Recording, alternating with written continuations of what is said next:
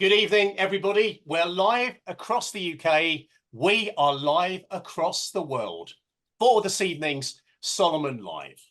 My name is Brodie. I'm the Provincial Communications Officer for the distinguished province of Worcestershire and also the host of these monthly webinars of lively, engaging Freemasonry conversation. And if you would like to put any questions to our very special guest this evening, you can do so via the question and answer facility on your screen. So let's waste no time. We've got lots to discuss. Our topic this evening is Freemasons and communities and how do we do service. So let's welcome our special guest this evening. Evening, brethren. Good evening. Good evening, Brodie. Good evening, Brodie. Looking splendid, all of you. Looking splendid. Now, we always do a round of introductions before we begin. So, David, I'm not going to ask you to introduce yourself for many reasons, including I'd like my Masonic career to continue as it has been for the last 10 years or so. So perhaps you could tell us your involvement in what we're going to be talking about this evening. I'm the Deputy Grand Master, and traditionally the charity piece, the relationship between UGLE, Grand Lodge and charity falls to the Deputy Grand Master, which is why I'm engaged in this. It's wider than charity, as we were discussing, but that's why I'm involved, the traditional role. Brilliant. Thank you, sir. And Robert, perhaps you could introduce yourself as well. Certainly. Good evening, Brodie. My name is Robert Payne. I'm the Assistant Provincial Grand Master for the province of South Wales, and formerly I was the Provincial Grand Charity Steward from 2018 to 2022. I have experience in fundraising and working with local charities, and more importantly, communicating this work to brethren across our province and externally as well. Beautifully explained. And last but certainly not least, Jamie, perhaps you could tell us a little bit about you and why you're joining us here this evening. Thank you, Brodie, and it's lovely to be here. My name is Jamie Gwatkin. I'm the Provincial Grand Armourer for the province of Suffolk, and as such, I look after the welfare of Freemasons and their families in the province, and also support the Lodge Armourers with my excellent Group Armourer team. But more recently, I've been involved in setting up some volunteering projects, which is why I'm here today, and promoting best practice across the country. So lots for us all to learn in the next 45 minutes or so. So, Sir David, we'll begin with you. Tell us about the third pillar. How does it fit into the strategy for Freemasonry for 2022 and beyond? How does this all come together? The strategy has three pillars. One is membership, thriving membership, a lot being done on that. The second one is coherent organisation, making sure the organisation is fit for purpose. The third one is called engagement in our communities. And because of the role I described a minute ago, I'm leading a review of what we do in this area. The strategy is based on four key words, as we know: respect, friendship, integrity and service. And part of the review is looking at what you might call the vision thing of how service fits into what we do. Two elements. One is, why do we do it? What's the point? Is it to make us feel good? Is it to make us look good? Is it to do good? And the doing good, is that in its own right, in isolation from the other things we do in Masonry? Or is community engagement, the charity, the non-charity side, is that side integral to what we do as Masons, to the extent that if we don't do any of that, we're in some sense incomplete, we're not doing our full job as Masons? Is it to do with recruitment? Is it to do with public perception? Is it to do with building connections between Masonry and other organizations? That's the why. What's the point? The other side of it is, what do we do? What's the balance between giving money, which is the traditional charity thing? Is it about volunteering, time, effort, and skills? And that word service embraces both, which is why charity is not enough of a description. Why service is a better word. What's the balance between things we do to benefit Masons and their families and those who are non-Masons? What is the balance between things we do through organised charities and things which we do not through charities, direct engagement in the communities? And there are lots of charities in Masonry. Lodges have charities, provinces and districts around the world have charities. And of course, the biggest one is the MCF, which does a huge amount. In the last year, it gave 4,300 grants to individuals and their families, 12.8 million in total. It gave grants to 451 charities, totaling 7 million. It had important relationships with other national organisations like Age UK, and it runs, of course, 17 care homes with more than 1,000 residents. So that is the big picture stuff, and it goes from there all the way down to lodge-based, very local charities and organisations. Thanks, David. That's kind of really set us up for the conversation we're going to have in the next 40 minutes or so. So thank you for explaining that. So let's talk about where we are at this stage then. Where are we in the process of getting this organised, if you will? Yeah. It's the review is being conducted by a group that is drawn from across Masonry. We've 4 stages. One is the fact-finding stage, collecting together information about what we actually do, because a lot of things are done and we don't know across Masonry what it is we do. So we've been fact-finding, collecting information. That process is coming to an end now, and we're moving over the last next 2 or 3 months to what I'm going to call a consultation stage, where we'll be going out to Masons across the world, across usually England, Wales, and across the provinces and across our districts to collect views, because our community engagement isn't done. Some of it is, but most of it is not done by the leaders. Most of it is done by keen individuals in lodges and chapters around the world. So we'll be collecting views in the summer, distilling views, and then in the autumn coming back with some recommendations, some expression of the vision thing, the points, the why, what's the point that I talked about earlier, and some tools for how we can do it better. Brilliantly explained again. So let's talk about how a brother or companion can get involved in this. So in other words, what impact would this have on perhaps somebody watching now? There will, in this conversation, be some examples of practical examples of how it can be done. The review will lead to sharing of best practice and to very practical ways drawn from examples across Masonry of how brethren can get involved either individually or through their lodges or provinces, by joining in what's already been done or making their own suggestions. Yeah. Because a lot of the best ideas come from individual Masons spotting an opportunity and suggesting it to others in their lodges and chapters. Okay, so we'll get back to you in just a moment, Sir David. Thank you for explaining that as well, how we can all get involved in that and the benefit to us as individuals as well. But Jamie, let's bring you into this as well. Let's talk about volunteering. And you did touch on this earlier on as well. Tell me about your partnership with the Not Forgotten charity, because there's a benchmark here, and there's lots for us all to learn from the work that you do. So tell us about that. Yes, so as the Provincial Grand Armourer, I identified during lockdown that military veterans were being neglected and were being isolated at home. So I realised that I needed to do something for that community. So I approached the past Provincial Grand Master, now Ian Yeldon, and asked for his support to do something in that regard.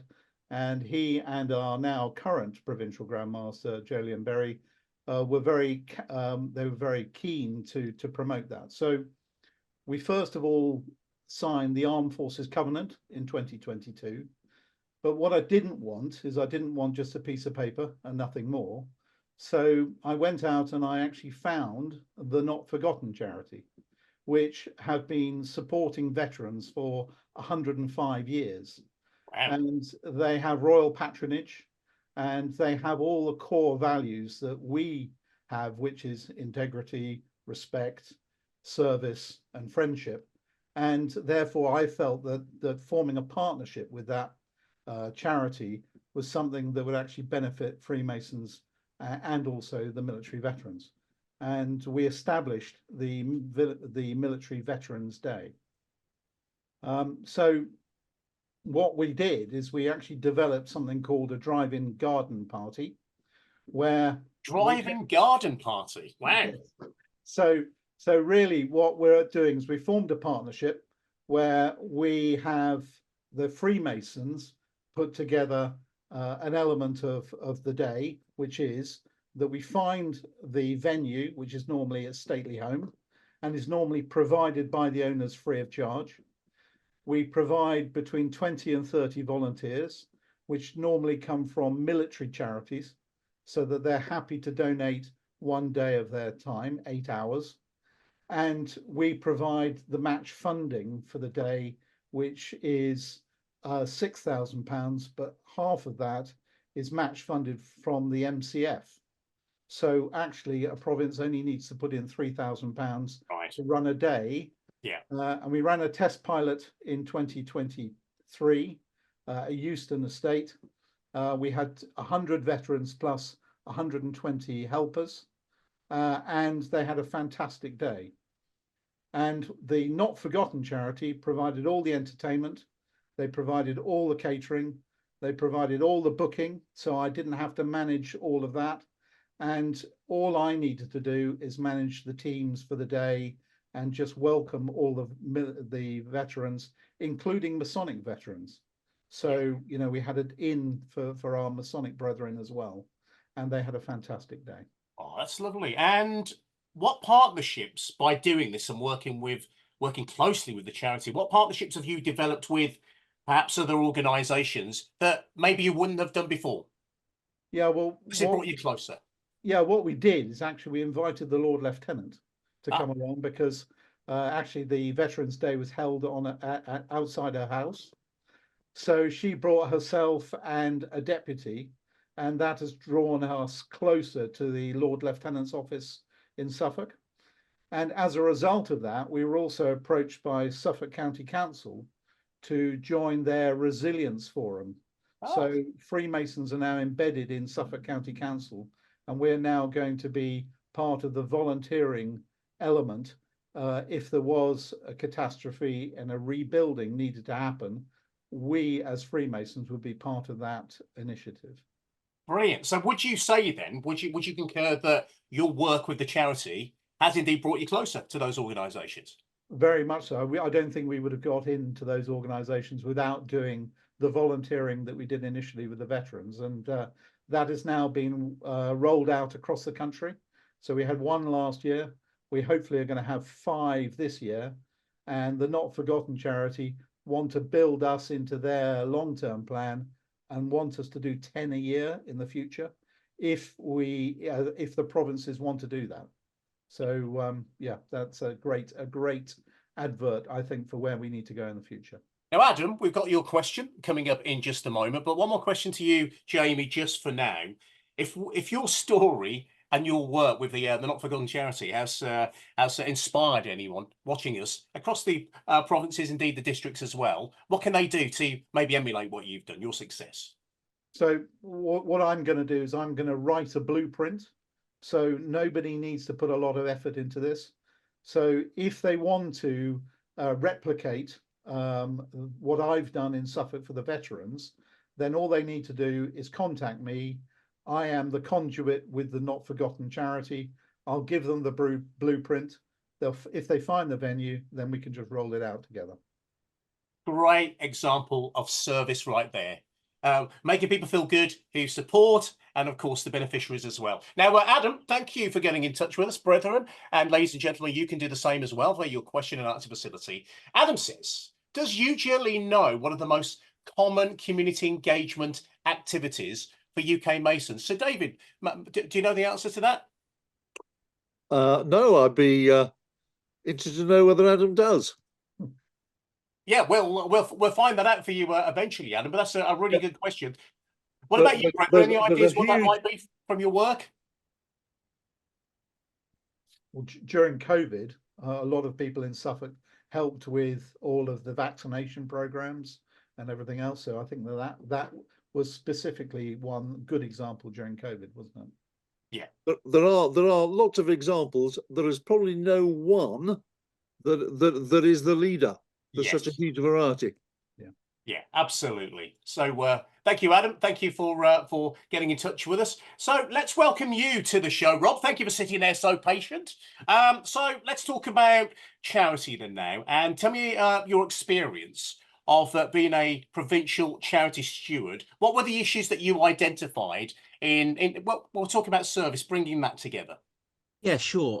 Well, we did a review early on when I was appointed as a provincial charity steward, and one of the things that we identified was that as a fraternity, we've always been excellent at providing financial support to both local and national charities.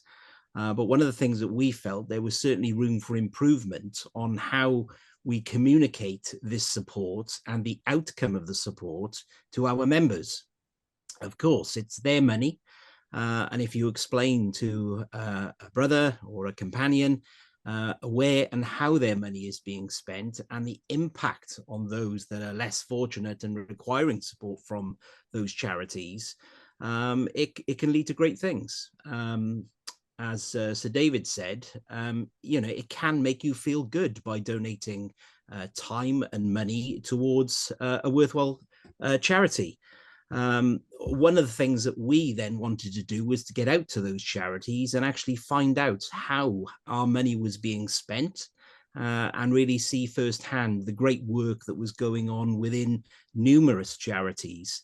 And by communicating that back to our members was just a good news story all round.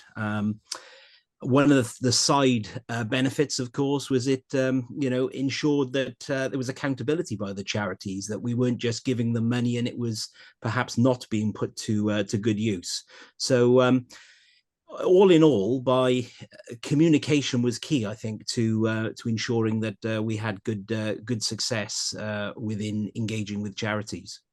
So that's good. So communication is always the key to be successful in anything you're doing, especially in Freemasonry. But what else did you do? What other examples did you do to tackle some of those issues you've mentioned? Yeah, sure. I mean, first of all, one of the things that we tried to start with was we invited 8 of the hospices that were within our province, which we'd supported for many, many years, into a luncheon that we held in one of our centres.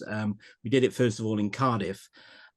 So we could actually meet the charities firsthand. And then what we did then was we invited charity stewards and almoners, various members of the province along. So we had a member of the charity sat by a Freemason, for want of a better term.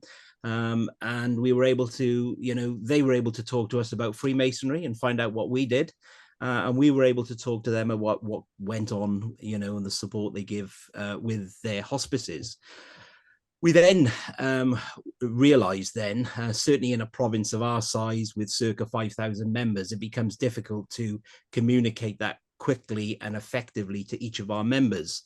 And we were very fortunate in that we had a brother within our province, Brother Richard Beecher, who is a professional digital media expert, and he kindly volunteered his services to provide and make short films for us. Oh, brilliant. So we were able to go out and visit numerous charities, explain to our members very quickly. The idea was to create a small 2-minute film, which really got into the charity, found out the great work that they did, found out how they spent our money. And actually, we were able to meet some of the recipients of certain charities and really see firsthand the impact that the service that we'd provided had benefited those individuals. Well, I'll tell you what, that is you're very lucky to have a brother with that level of skill set. I wish we all did across the UK, to be brutally honest about it. So we talked about those videos. Where did they go? So they've been recorded. What did you do with them? How distributed is the term? Yeah, sure, and that in itself is a challenge because, of course, we've got a very wide demographic of members. We got members that are, over 100, and we've got members that are 18 years of age. So, of course, what we try to do is to communicate, via all mediums. So our films generally are uploaded to. We've created a provincial YouTube channel. So that's our sort of starting point. We upload them to there. And then from that, then we can share them either to our website. We can then obviously link those to the charity's website, which get us further coverage. We also then use social media. So, we would put them on our Facebook pages, on X, on Instagram. And also what we would be doing is we would be including them within email communications as well. So for brethren that maybe aren't on social media, they like an email dropping into their inbox, they could, of course, click on the link and follow it through. So we try to really cover, all bases to ensure that, of course, these links with the charities and the messages we're getting through to all the brethren.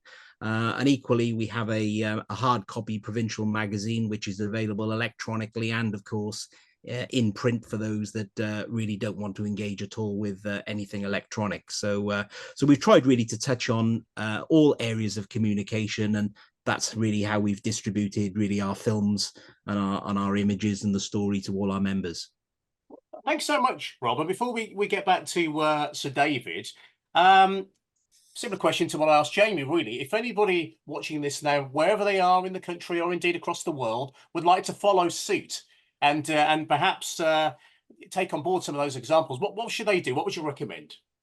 Yeah, sure. I think the key thing and what made the biggest difference for us was actually, going out to visit the charities firsthand. I was, astounded by the response that, charities were, really welcoming for us to go and visit them at their, premises and for us to show interest in what they do. They really enjoyed telling us about the great work that they do, and that linked in nicely then with the support, whether it be financial or service that we provided. So I think that was the key thing, is that the more you can get out to the community to visit these charities and good causes, the better. And it forges links, which we've had now for many years. And it's not really then a one-off transaction. It tends to be a partnership, which I think is the key. Yeah. That is the key. That is the key. Partnership, isn't it?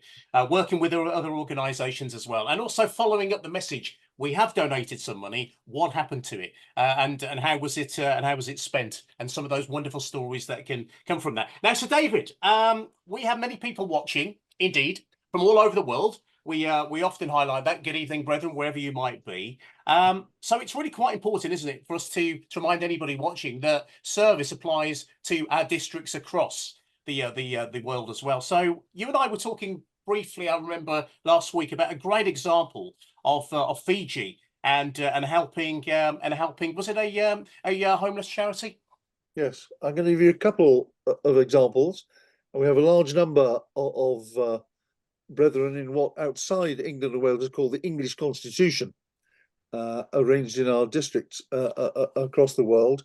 And our districts are an integral part of Masonry. All members are equal wherever they are, and we can draw in this country, in England and Wales, where I'm sitting, benefits from the experience in our district.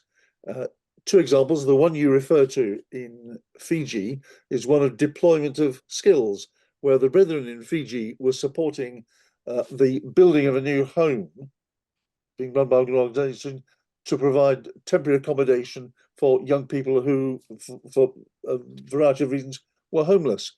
There was a problem with the contracted builders, and something needed to be done to move the construction on quickly. So the brethren got together, those with construction skills, and did it themselves. A real practical example of volunteering. I'm going to give you another one of a different nature from Cape Town in South Africa, where the brethren of Cape Town gave 2 cars to the Cape Town Society for the Blind, and showing the range of possibilities. They're very imaginative. and both cars had writing on them, and at the front there was a reference to this car is driven by a blind person. Well, of course, it wasn't literally, but that got the attention. And then halfway down the car, it referred to the Cape Town Society of the Blind. And at the back, there was wording given by the Freemasons of South Africa. So that was doing good in a financial sense. That was giving money rather than time and effort. But both were contributions by our districts to the communities in which they sit. And very good examples too. Absolutely superb. So let's put this to all three of you now. So Rob, Jamie, and you, Sir David, as well. We've discovered the work that you do, Jamie, and the work that you do, Rob, and what you've learned, and the lessons that we can all share as well. What do you think we can do better as Freemasons when it comes to service? Jamie, back to you. Yeah, I think it is important that we can promote ourselves and come out from where we have been in the dark previously to tell everybody that actually we are a force for good and that what we stand for. And I think that if we do that, then that will set up an opportunity for potential recruitment in the future, and for people not to be so blinded by Freemasonry. And I think that that could be for benefit for the organisation in the long term. Thank you, and same to you as well, Rob. What do you think we can do better as Freemasons? Yes, I mean, I agree with exactly what Jamie said, in that I think it's all about engagement, and us visiting charities wherever they may be, and equally on the reverse, bringing those charities into our Masonic buildings. And I think it works two ways, and we've seen a great deal of benefit from doing that, forging relationships which will last for many, many years. And you, Sir David, what do you think? I mean, things we can all do better as Freemasons to bring service closer to our hearts. I think we can be more confident in talking to other parts of the community, other institutions, other charities, local authorities, national authorities, institutions big and small, and making more use of the skills. You heard from the examples which have been given in this conversation of some of the skills that Masons have, a wide range of skills. Masonry brings together, draws from every part of the community, and they all have skills to be deployed, making better use of our assets. The prime asset we have is the physical one of our halls, which we should use more as community assets, inviting people in, as Rob just said, but also being more confident in going out and teaming up with other organizations or just with individuals in need. It could be something where there's direct help, or it could be just an occasion which, yes, may raise a little bit of money, but is an activity which just draws attention to Masons out there in the community.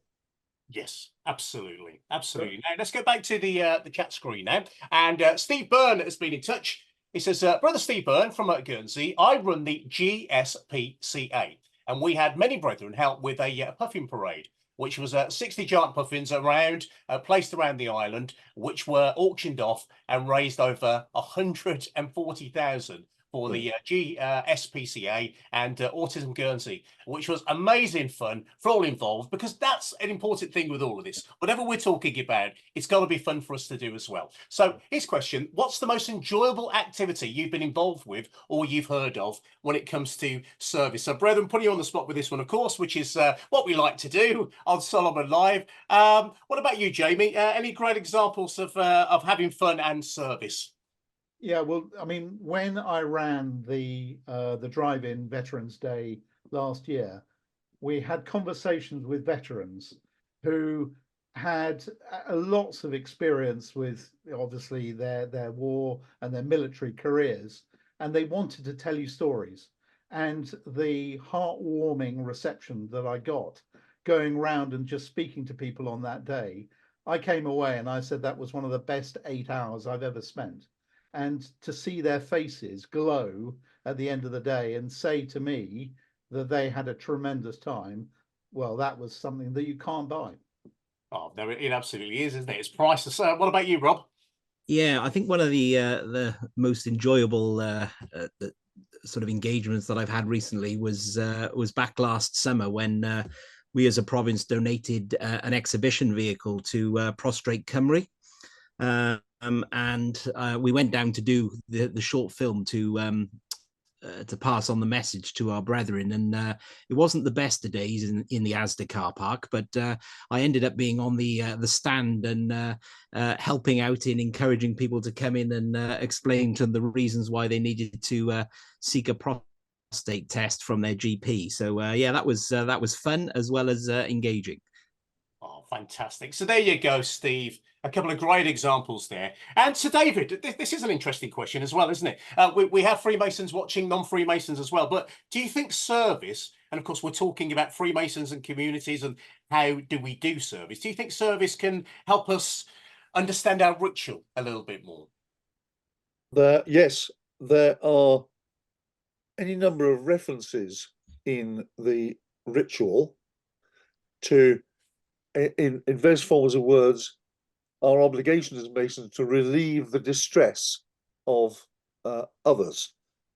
In the initiation ceremony, there's a very moving bit about charity, about drawing the initiate's attention to our obligation to relieve the sufferings of others through charity. And there are lots of other references as well. So you can legitimately say that what we do in the community, the kind of activities we've been talking about, are living out in real terms the words of those parts of our ritual. Some of the rituals we know is inward looking, just about how we conduct ourselves. It's also about how we conduct ourselves in relation to other Masons. But a big bit of it is how we conduct ourselves in relation to those who are not Masons, the community as a whole. So what we do in this third pillar, what we do, charity or non-charity, in our engagement with the community, is living out what is in the Masonic ritual. So it's all the same thing. It's all one. Absolutely. Here. Now, what I thought we could do now is talk about the benefits to Freemasons and what's the payback for volunteering or service. As we've discussed, we're quite well known for putting our hands in our own pockets and helping support charities. But we're talking about volunteering specifically now. What are the benefits to a brother, Jamie? Well, the benefits from the project that I've been running is that the volunteers that have attended on the day have had a tremendous day, like I have had. If they're linked to the military, they understand exactly the audience that they're speaking to, and I can tell you that all of the military volunteers that turned up last year are going to turn up again this year. So they've had a good day. In terms of the province, by interacting with the Not Forgotten, we have an opportunity to actually sign up to the silver standard of the Armed Forces Covenant if we want to, and the Not Forgotten will sponsor that application for the silver standard. And also it obviously widens the network with the Lord Lieutenant's office, the county council, and provides a recruitment opportunity as well. So I think that it is given a tremendous boost to what we do in Suffolk. Absolutely, and it's a win-win situation, isn't it? And so, a question for you as well, Rob, as well. We're talking about the benefits to people offering their time. So important that we make our donations, of course, if you can afford it. But volunteering, what benefits have you seen? Yeah, I mean, one of the things that we did to stimulate service in terms of time and activities is we had a provincial charity awards evening. We held it in our local RMBI home. And what we did was create an audience of all our lodge and chapter charity stewards. So we invited, we had around 100 charity stewards as the audience. And then what we did, we invited 8 of the charities who we'd supported over the previous 12 months along to receive a certificate. The opportunity for them to provide some information really on what their charity did, who they support, and equally how we could assist them. And equally at the same time, of course, they would be elaborating on who had benefited from the funds that would have been offered to them by way of a grant. We kept it lighthearted. So each charity really was on stage probably for circa 5 minutes, but it kept it moving, and it was a very rewarding evening. And one of the things that we found was, whilst it was of great benefit to us and the charity stewards in terms of carrying the messages back to the lodges and chapters, the charities actually got a lot out of it by chatting to other charities on how they had been helped by us, and how fun, because ultimately charities have to fundraise they're all going for the same pool of money, or the same pool of time. So we just found it a very rewarding evening, and they got a lot by sharing ideas amongst the charities and made good connections, which I know lots of them are still in touch with each other, today and moving forwards. Sounds like the perfect event, actually. And going back to that fun word, everybody had a great time to boot as well. And back to you as well, Sir David. So obviously we're talking about the benefits to Freemasons, and what's the payback for volunteering? Some of the stories that you've experienced travelling around the Constitution. Well, what we do know is there's no payback in a money sense. There's no financial Yes. reward, and brethren may or may not get recognition. They may or may not receive expressions of gratitude. We hope they do from the beneficiary or otherwise. But when, for example, student brethren in the University of Liverpool Lodge went out onto the streets of Liverpool during COVID to work actively with the homeless, something that required quite a lot of courage, actually, they did get some recognition. I've just given it to them, but I'm not the first to do that. So recognition is one form of reward. The second is you get more out of your masonry because your Masonic experience is much more complete. You also, I think, get to understand more about what it is to be a Mason. Why do we join? Why do we become Masons?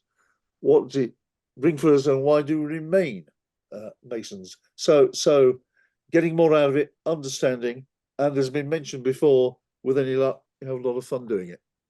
Absolutely. Brilliant. And back to the chat screen, back to the question and answers. And Michael Hooper, good evening, Michael. Hope you're keeping well. He says, as a result of being more open and involving ourselves in these activities of service, are we finding there are more potential candidates coming forward? Perhaps you'd like to take that one, Sir David. Well, I can give you an example of very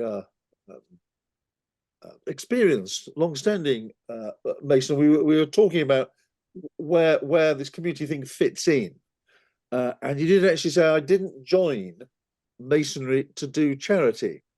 Now, literally, that is probably correct. He didn't join it because of that. Now, of course, he does do a lot.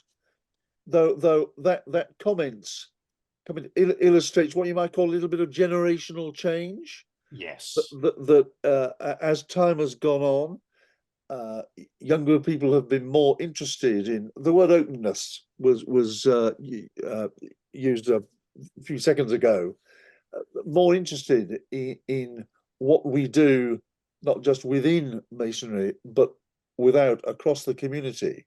So although we don't do community engagements to recruit in circumstances that's the reason for doing it, we do it because it's a part of complete Masonry. But there's no doubt at all that is making us more attractive to younger people, because it makes us more relevant. We can be seen to be making more of a contribution to the communities in which we sit. And Rob, when you've seen service and charity in action, have you noticed many comments from perhaps those who aren't Freemasons who would like to find out more about the great work we do in our organisation? Yes, certainly. When we've posted our short films, we've had lots of inquiries, via social media to find out more about our organization. I think by, service, charity, people see the good and the value that we can add in the communities and actually want to be part of that, or part of an organization where that is, a key component. So we've had a lot of interest, certainly when, we run or show our sort of experiences that we've had within the communities and the charities. We notice that we do get inquiries then regarding membership and people wanting to know more about our organization. So I certainly think it's certainly a conversation starter, if anything. And same question to you, Jamie. So David alluded to this. Service and charity is not the number one reason why people become Freemasons, but it's certainly wonderful for people who are not Masons to see that in action. Have you noticed any conversations that have come up after that? Yeah, I mean, it's listening to Robert and to David. The first meeting I went to with the Suffolk Resilience Forum, in the coffee break, having done the presentation to the forum about what we were all about, we got a new recruit. So this guy from Felixstowe Inshore Lifeboat came up and he said, "This is an organisation I need to be part of." And he said, "Could you put me in touch with a local lodge?" So just from making presentations and talking about what we do, it does spread the word, and it does open the conversation to making sure that we develop our organisation going forward. Beautifully explained. Thank you, Jamie. And here's a bit of advice sought before we move into the final few minutes. Adam Parsons, he sent this a little bit earlier on. He says, what can we do when charities or perhaps churches refuse our donations all time or our offers of help? Luckily, it doesn't happen too often, but it occasionally happens. Brethren, who wants to take that one on in case you'd like to help Adam with that question? Shall I have a go? Yeah. Yep. First of all, my advice usually is don't try and tackle the organisation in question. It could be the vicar, could be a professor or vice chancellor at a university.